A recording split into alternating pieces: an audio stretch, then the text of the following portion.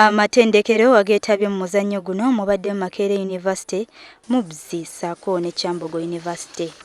Omuzannyo guno we gwagweredde nga Makerere University enyweddemu amatendekero amalala akendo. Ye omwogezi w'ekibiina kya UPC Osinde Michael annyonnyodde ezimu ku nsonga lwaki basazeewo mu mizannyo gyonna batongoze guno. N'olwaleero luno nsanyuse nnyo okulanga nti abasinga obungi ku bavubuka abali wano basabye kaadi ne ba enrollinga nga member ate nga bali bavubuka ku university. Kati eno network yaffe nga tuyagala recruiting aba youths baddemu ku pate bakole bulungi era kikola bulungi nnyo era tusuubira nti oluvannyuma lw'okukola emizannyo gino tujja kulaba namba nnyingi abavubuka bakomawo ku pate.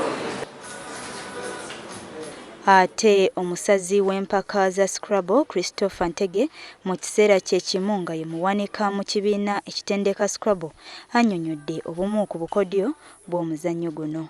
Tugenda kuzannyibwa abaana aba university. Tulinawo Kyambogo, UCU, Makerere University Business School. Gugatta abazannyi bano abava mu universities zonna ng'omuzannyo gubayamba okuba nga gubagattako kinene ku misomo gye basoma kubala mu luzungu ne mu kukola bizinesi. Gulina engeri gye gukuyambamu okukola okutetenkanyamu.